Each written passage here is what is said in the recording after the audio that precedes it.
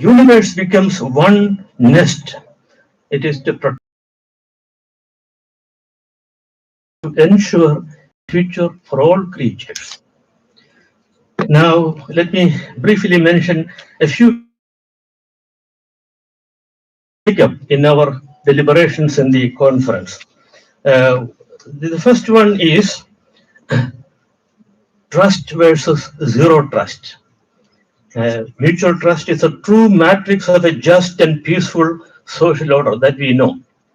In traditional diplomatic language, trust building is a first step towards the resolution of conflicts between nations. However, in our times, powers obsessed with security, especially cyber security, actually promote what is called zero trust. Everything and everybody is kept under suspicion.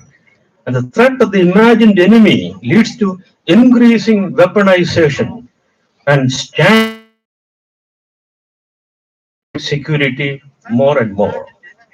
Conflicts are deliberately precipitated to the profit of arms dealers and warmongers at the expense of even the primary needs of the ordinary common people. A similar paradox is rampant in all our economic systems. While the government agencies urge for higher and higher consumption and protection,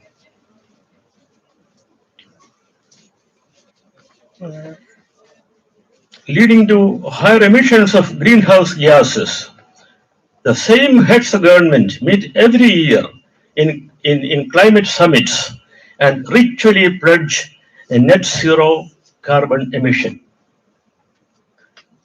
Another paradox is presented by the major religions of the world. While all religions proclaim and promise the inclusion of all humanity under the umbrella of care and munificence, they increasingly reduce their domain of interest to racial, communal, and territorial limits. This leads to the tightening of the language of we and they, even we versus they, leading to mutual suspicion, hostility, and terrible violence that we now witness in our world. There are many such paradoxes that stare at our idea of sustainable future, but I am not going to those things at the moment. So what do we do? That's a question. As one of the organizers of this conference, may I suggest a few points for our consideration in view of a sustainable future. First, we need to move from hostility to hospitality at all levels, at personal levels and also to international levels and interactions. All ancient cultures take hospitality as a prime virtue because it is the only antidote to hostility, exclusion, conflict, violence, and finally death. But both the host and the guest, whether it is an international relations or domestic situation, both guest and host have to respect each other's dignity without ulterior motives of exploitation or instrumentalization of the other. Again, we have so many examples in our contemporary world. And secondly, we need to interpret anew the political concept of sovereignty in terms of hospitality, sharing, and caring, rather than claims of uniqueness, power, and dominance based on the possession of wealth and weapons. As we are surrounded by the demonic darkness of ongoing wars, genocide, and terrible violence against children and pregnant women, the budding life, the world looks on in passive silence. What then is our future? Let us wish and pray and act on the wise insight, Vasudhaiva Kudumbagam. All earth is one family.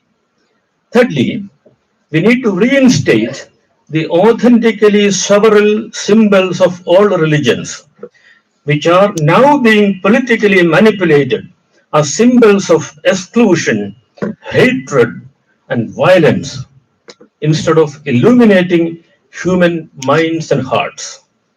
To many, these religious symbols seem to spread darkness rather than the light of life. Therefore, let us wish, act and pray.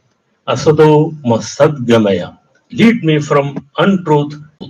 Fourthly, we need to rediscover the genuine elements that constitute the evolved human nature, particularly in face of the threat of computer malware, deep fake, and the underworld of the dark web, all creations of human intelligence. Therefore, we need to wish, pray, and act. Tamaso ma Jyotirgamaya. Finally, we have new enhancement technologies in synthetic biology at redesigning all human genetic structures, increasing the span of life, and invigorating all human faculties to superhuman levels. It ignores the mystery and the beauty of death, but still it deeply yearning for some sort of immortality. Therefore, let us wish, pray, and act. Mrityorma Amardam Gamaya. Lead me from death to immortality. And now, dear friends, having shared some of these little thoughts for the the distinguished guests and speakers present here. May I welcome our distinguished speaker and even patron of the whole conference, Professor Dr. C.T. Aravinda Kumar, the Vice Chancellor of the University. He has been warmly supporting the proposal for the conference from the very beginning. A senior professor and former director of the School of Environmental Sciences and director of the International Center for Polar Studies, and in many other scientific capacities, his advice and contributions to this conference are invaluable. Sir, we welcome you most heartily.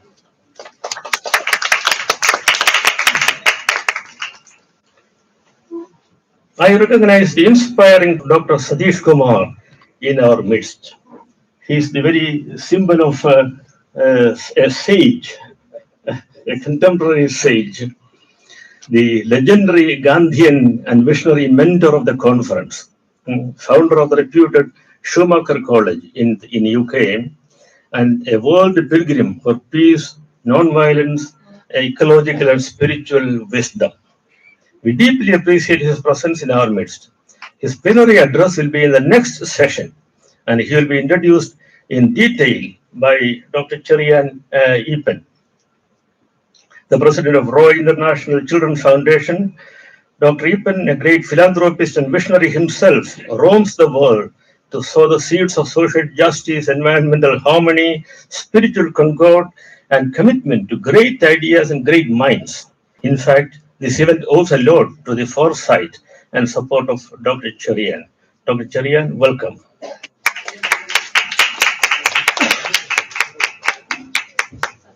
Professor Dr. Bismi Gopalakrishnan, formerly professor and head of the School of Indian Legal Thought, is now our registrar, the first woman registrar of Mahatma Gandhi University. She has a brilliant academic track record. Madam, we appreciate your presence and we welcome you cordially. We have the convener of the whole conference, Dr. Naushad Pipi, our colleague and close friend now, director of the School of Gandhian Thought and Development Studies. And his dynamic leadership and organizational ability have been our strength during this conference. Dr. Naushad, most hearty welcome. And we have Advocate Reggie Sakaraya. He is a member of the syndicate of the university, a respected public figure with well-recognized social and political involvement in the life of the people. We have always valued his timely advice. Advocate Reggie Sakaraya, extend a very warm welcome to you.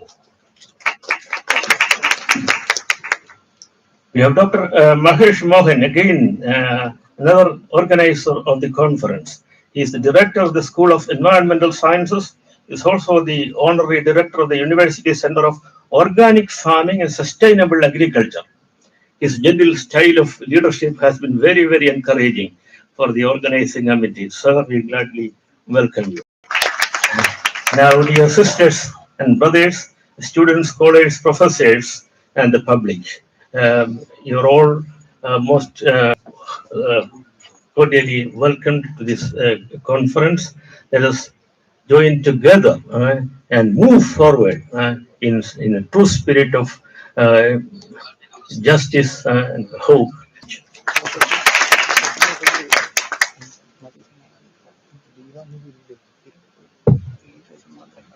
Thank you, Father. Now I invite Professor Naushad PP, the Director of School of Gandhian Thoughts and Development Studies and the convener of the conference to deliver presidential address.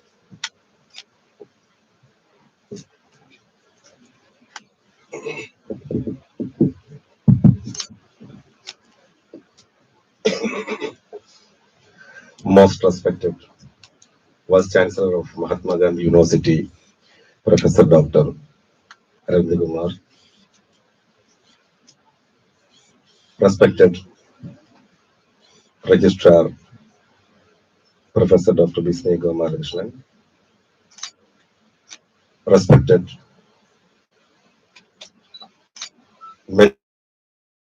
President Roy International Children,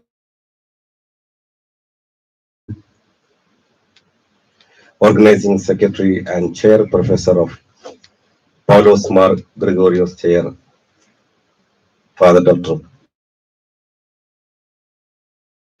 Director of School of Environmental Sciences, Dr. Mahesh Mohan, distinguished guests from different parts of the world, delegates, scholars, and students. Professor Ken George has already detailed about the basic theme of the conference. So I don't want to elaborate, but still this conference is unique in several sense. The first one is with regard to 100th year of Gandhi's visit to Kerala. Gandhi visited Kerala 5 times. First in 1920 as part of non-cooperation and Khilafat movement. Second in 1925, that is considered as the most significant visit. Of course, third is in 1927, then 34 and 37. So the 1925 visit is considered as the most significant because he visited Kerala as part of Vaikam Satyagraha in March 1925. And he also visited Srinarayana Guru at Shivagiri and also visited Bishop of Kottayam. So that visit marked his visit as for communal harmony. And he also recognized the communal harmony in Kerala at that time. So that visit is considered as the most important visit of Gandhi to Kerala. So this conference remember and commemorate Gandhi's visit to Kerala. When we recall Gandhi's visit to Kerala, so we are rekindling a flame that burned in the heart of a man who walked through this land. So that flame was of the flame of tolerance, plurality, and communal harmony. So that sense our conference is unique. The other thing is that our university is the first university in the country established in the name of Mahatma Gandhi, and we are celebrating its 42nd anniversary. So every year we are celebrating October 2nd as the establishment day of the university, which is the birth anniversary of Gandhi. And this is the 156th birth anniversary of Gandhi also. So this is the context of organizing this conference. So regarding this conference, So this is a rare unity of different combinations. So as the title indicates, it is scientists and sages. Actually, we are searched for the meaning of the term sages in Malayalam. So sages in Malayalam, it is Rishi, Muni, something like that. But we used to call sages as philosophers here. But that is a common and comprehensive term that we can utilize instead of the term sages. So in Malayalam it is Darshanikar. So it is combination of scientists and philosophers. So science and philosophy are complementary and supplementary to each other because those those proved things in philosophy is known as science. Those unproved part of philosophy, science is philosophy. So the proved part of philosophy is science, and unproved part of uh, science is philosophy. So it is it's type that's actually the theme of this conference. So sages and scientists. Among these sages, we have artists, activists, then academics. So sages is actually a wide range of people from different backgrounds. So whether the question of matter or consciousness, or matter or spirit, or mind or soul, or prakriti or purusha, or in new terminology, capitalism or socialism, or conservation or development, or peace and violence, then sustainability or distraction. So these are the some dichotomous or dualistic aspect of different issues in our times. So we expect the Indian concept of Advaita because combination of everything. So me and you are same. Advaita philosophy. That we in the at the end of this conference, we expect to proclaim a declaration, a conference declaration. So based on the deliberations in the conference. And I just mentioned few names here also because this is not the first this type of conference. This is fourth one in this series. About 6 months back, when Dr. Cherian Eaton visited our department as part of a program with regard to the chair, Paulos Margargore's chair, and he already associated with the earlier three sages and scientists meet, which was held in California, second at San Diego, and third. So that informal conversation now became materialized in the form of a conference. And another thing, another special thing is the presence of Dr. Satish Kumar. And actually, Dr. Satish Kumar visited 68 years back Kerala, and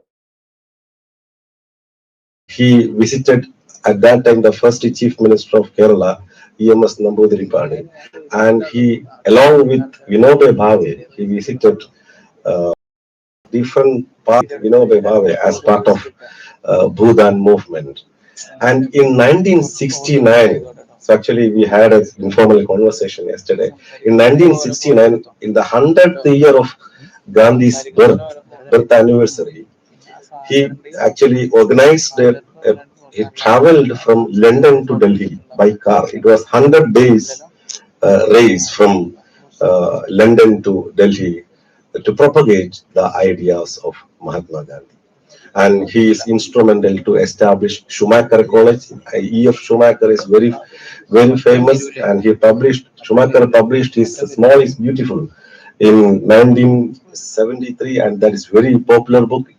Year before last year, we celebrated 50th year of Small is Beautiful in 2023, and he was also instrumental in establishing Schumacher College, UK. So the presence of Dr. Satish Kumar is fortunate to us to bless our conference. I don't want to elaborate. We have distinguished guests waiting. Uh, I conclude here. I wish all success to this conference and have 3 wonderful days ahead. Thank you. Thank you so much, sir. Now, I have the pleasure of inviting Professor C.T. Arvind Kumar, Honorable Vice Chancellor of Mahatma Gandhi University, for the inauguration by lighting the lamp.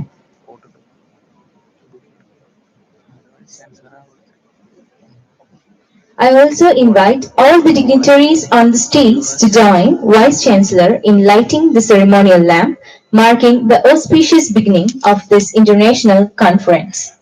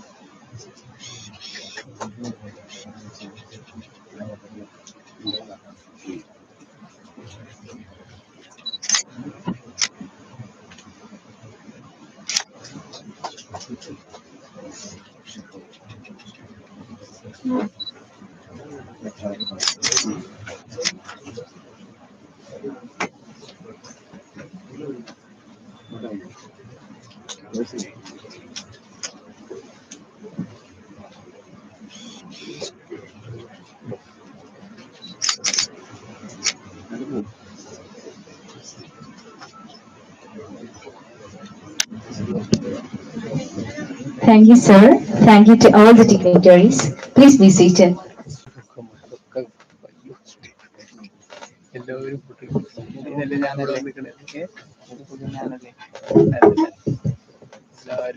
Now I invite Professor C.T. Arvind Kumar to deliver inaugural address.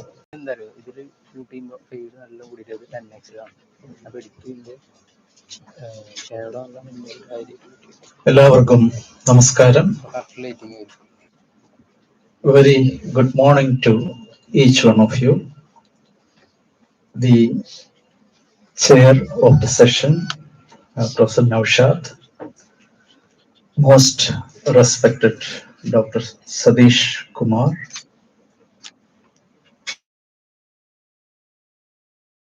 Professor Bismi Gopalakrishnan, Dr. Cherian Eben, Dr. Mahesh, Dr. K.M. George, the organizing secretary of the conference, other very distinguished speakers, participants, and my dear friends.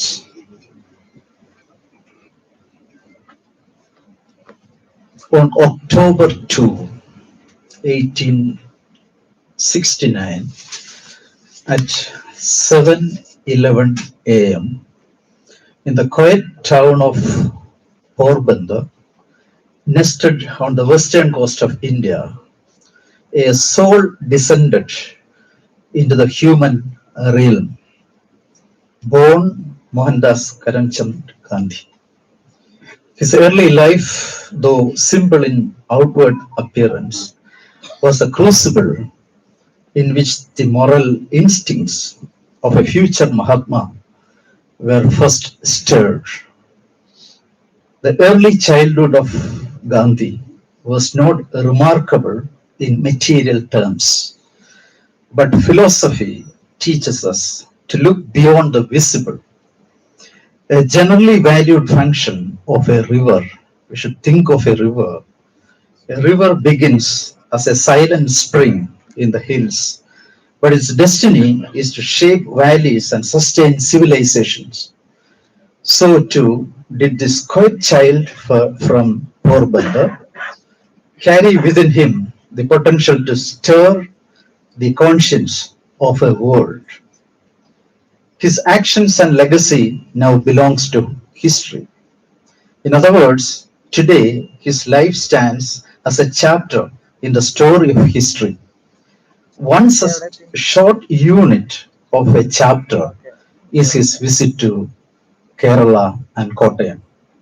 He visited Kottayam on 15 March 1925, primarily as part of his campaign for Dalit upliftment and eradication of untouchability.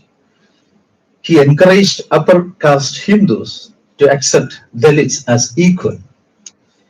He tried to spread awareness and gather public and financial support for the cause of social equity, especially focusing on temple entry and equal rights for the oppressed caste. Promotion of khadi and village industries as part of the Swadeshi movement was yet another purpose of his visit. Today, we celebrate the centenary of Mahatma Gandhi's visit to Kottayam.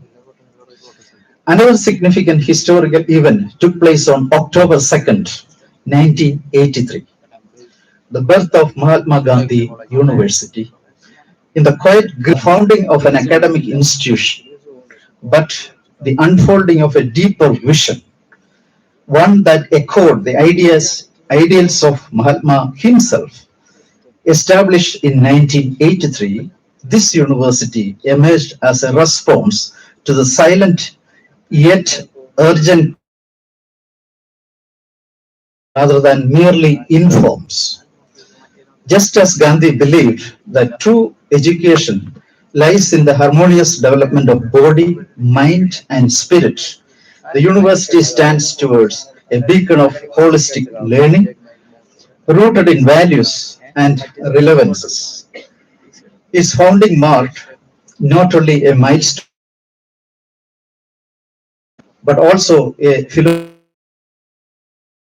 nurture minds that question, serve, and transform society with truth and compassion. In this light, the university is more than brick and mortar.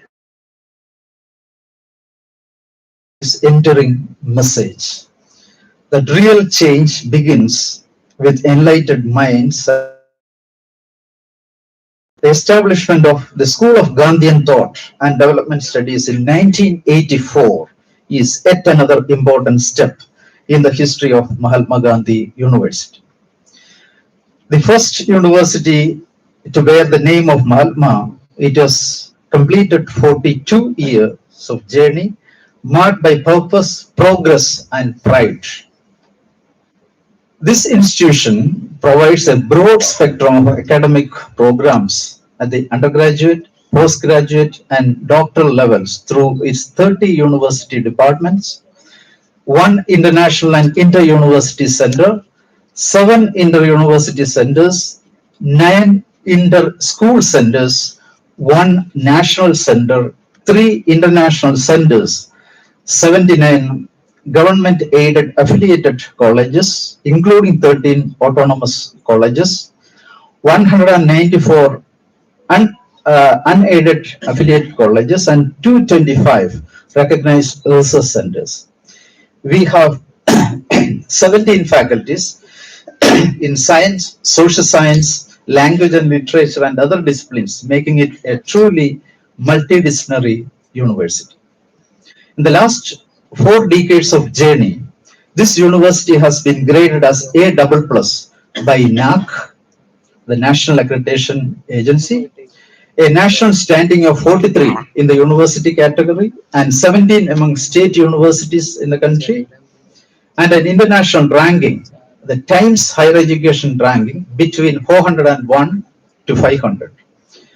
Very recently, this university is awarded with Category 1 autonomous status by the University Grand Commission. And most importantly, this university qualified to satisfy all the 17 Sustainable Development Goals. We celebrate 42nd anniversary today. Where are we heading? Where should we head? A modern university is expected to serve as a hub for innovation and societal impact in the technological age, embrace digital transformation, create flexible and adaptive learning spaces. The role of the university extends to nurturing creativity, facilitating global connections, and equipping students both technological and human-centric challenges in the future. Above all, a sustainable future. It is in this context we conduct this important global conference towards sustainable future. Scientists and sages meet. In today's world, we are confronted with urgent environmental, social, and technological challenges. But here in this room, we hold the collective wisdom, critical insight, and collaborative spirit to transform these challenges into opportunities. Together, we blend scientific rigor with deep ethical awareness, cultivating a space for innovation, reflection, and purposeful action. The topic from Gandhian philosophy, climate resilience to holistic approaches for human flourishing and ecological harmony. Our sessions are designed not just as a platform for academic exchange, but also an invitation for dialogue between tradition and modernity, innovation and wisdom, theory and practice. A very warm welcome to all of you gathered here today for this global event. Ours is one of the most beautiful campuses in our country, so welcome. It is a remarkable privilege to inaugurate an event that unites the brightest minds from both the scientific and philosophical realms, all bound by a shared commitment world. Thank you for your presence, passion, and belief in our shared vision. The conference is organized by Dr. Paulos Mar Gregorius Chair in association with School of Gandhian Thought and Development Studies, School of Environmental Studies, and the Roy International Children Foundation. I wish everyone an exciting, insightful, and enjoyable conference. Let us work together. I place on record the enormous hard work and passion of Father K.M. George, in fact, which actually made this event possible. Scientists and scientists hand in hand today in this room for a sustainable tomorrow. Let us begin this journey towards a sustainable future. I declare that the conference is open. Thank you very much and Jai Hind. Thank you, sir, for your inspiring words. Now I invite Mahatma Gandhi University to deliver special address.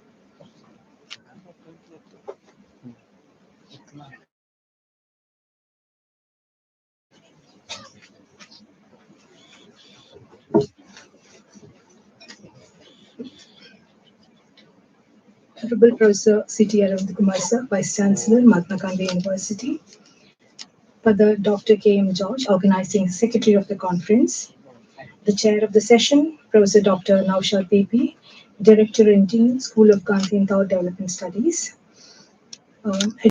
Dr. Satish Kumar Sir, Dr. Cherry Anepan Sir, Dr. Mahesh Mohan Sir, Director, School of Environmental Science, dear Manjusha teacher, Harilakshmi Kumar sir, Rajesh sir, and all the esteemed faculties of Gandhian Thought, Professor Jayachandran sir, Baji sir, Shibu Simon sir, Shaila sir, and all the esteemed faculties of SES, distinguished guests, professors, research scholars, students,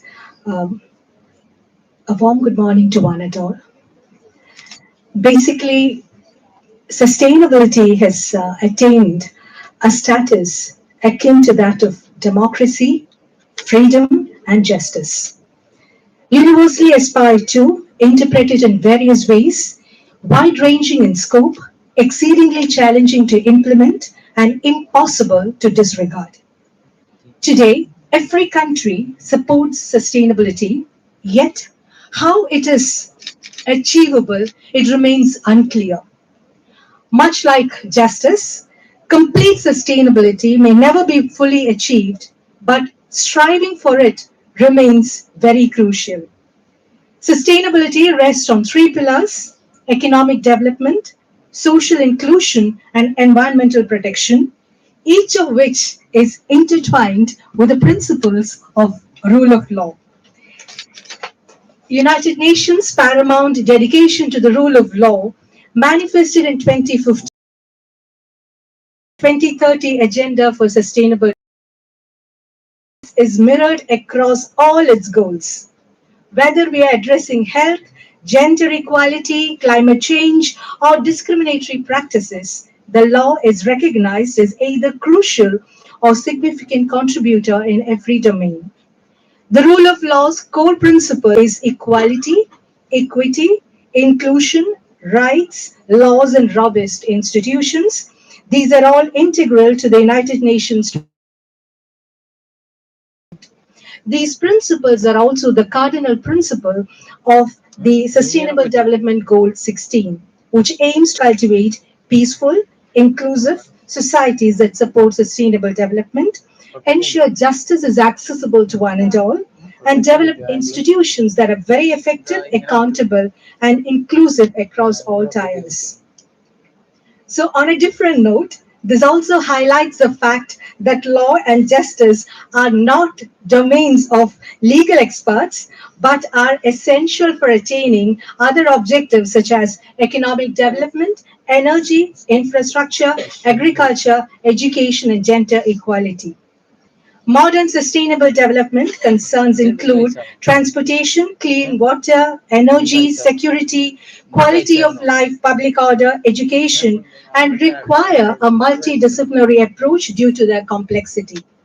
An integrated analysis is therefore essential for the beginning of planning, funding, and construction to successfully tackle all these difficulties. Laws and regulations are frequently act as catalysts in shaping process in these areas. For instance, intellectual property rights offer essential incentives for scientists and researchers promoting innovation. Commercial and competition rules are essential for promoting innovative company models like digital platforms, sharing economic models, and alternative currencies that support sustainability.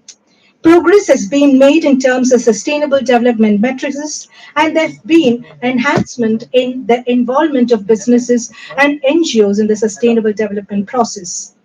Despite all these achievements, the concept of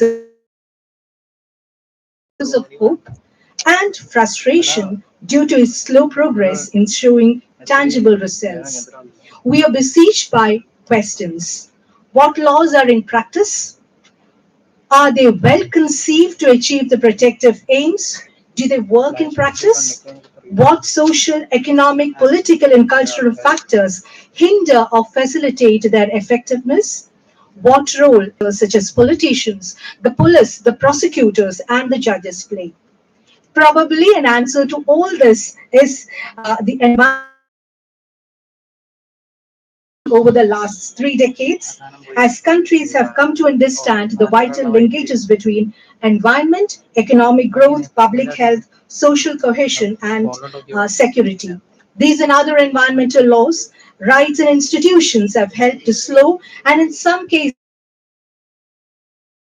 degradation and to achieve public health, economic, social, and human rights benefits that accompany environmental protection. We need to adopt a broad concept of sustainable development that includes both environmental sustainability and human well being. It rests on the idea that human beings are equal in dignity, consideration, and respect, having thus an universal right to an opportunity to achieve well being. The challenge is how to achieve well being for all within the possibility of our planet. The current global production model has proved not to be fit for the purpose of sustainable human development as it both depletes nature and leaves a significant part of the population unable to achieve a decent living. A different model is therefore necessary, and the role of law can be significant both in facilitating and hindering such a transformative project towards sustainability. There are two ways of looking at environmental concerns for the poor. If they were who it is they who are bearing the burden of rapid growth model and the consumeristic pattern. Since the commonly used indicators for the progress, that is the measurement of GDP, index of development, do not take the depletion of natural resources or the pollution of the nature and the environment into account, the external cost of resource use and pollution are not being internalized. As a result, society as a whole is carrying the burden as well as the cost associated with that burden. To make things worse, the burden is shared unequally across the globe. People in poor country often carrying large share of the burden than those in the richer countries. A good example is the impact of the climate change that we all of us are facing, which in forms of droughts and extreme weather events is already affecting us to such a greater extent that the even to the greater extent that the developed countries, although much of the problem is caused by the consumption and lifestyle pattern in the industrialized nation. So, simultaneously, we often also face problems like the tolerating the soil degradation, damage to regional ecosystems, destruction of local self-reliance, exports of toxic waste, and the claims of patent rights in exploiting the biopiracy of the tropical regions, eco dumping, and eco greening. So, here one can realize the deeper significance of one of Mahatma Gandhi's favorite aphorisms, that is, there is enough in this world for every man's need, but not for every man's greed. Economics that hurt the moral well-being of an individual, economic pursuits that another are grossly immoral. All the very best for a very academic, illuminative academic journey for in the next 3 years. Looking forward. Thank you. Thank you, ma'am. We are also honored by the presence of Dr. Satish Kumar and Dr. Cherian Ethan, and we extend our heartfelt gratitude for their participations. To conclude the session, I warmly invite Dr. Mahesh Mohan, the Director of School of Environmental Science and Coordinator of the conference, to the purpose of vote of thanks.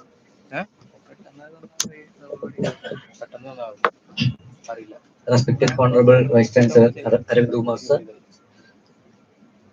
our Registrar Miss Teacher, Syndicate Member Reggie Sakriya sir, Naushad sir, Father George sir, distinguished guest Sadish Kumar sir, Chiri Anipan sir, and various resource persons from various institutions, colleagues, my dear students, and other participants. Very good morning to all.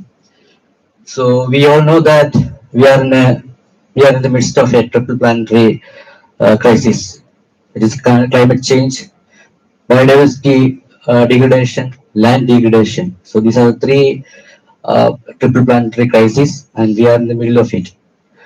So we know that all these are happening due to our development activities, and because of that development activities, the subsequent changes in the rate of all the natural processes, especially we can see it in the increasing temperature due to climatic variations.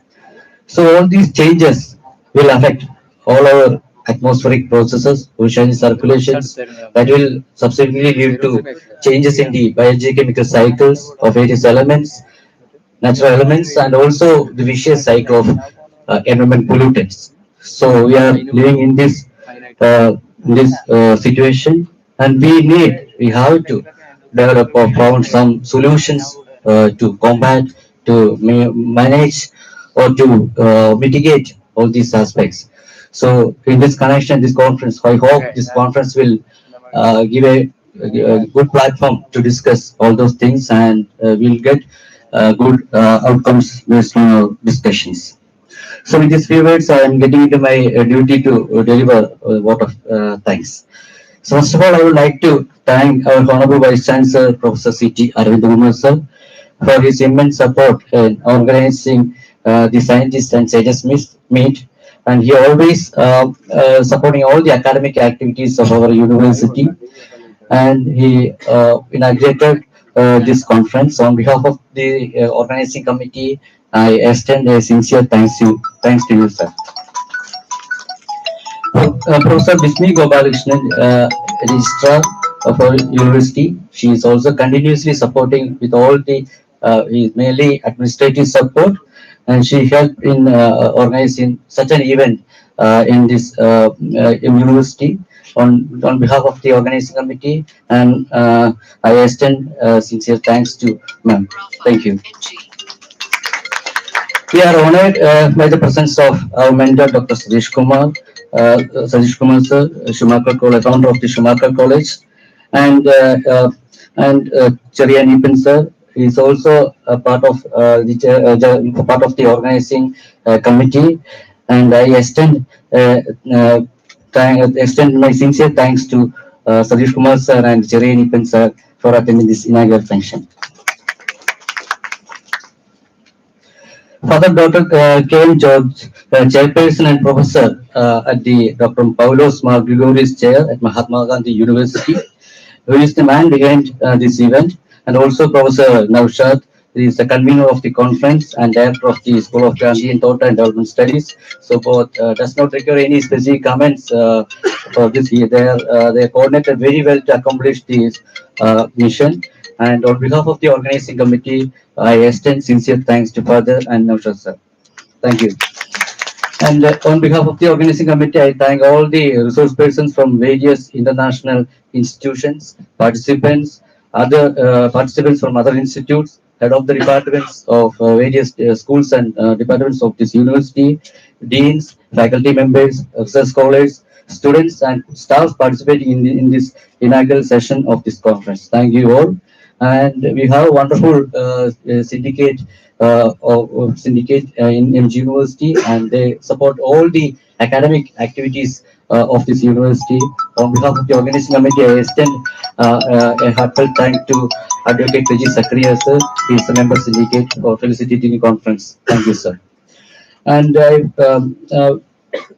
we have started we started with the conference with a melodious meditation by Mr. Ajit. I thank Mr. Ajit T.S. Ajit for his melodious flute during the start of this conference. Thank you.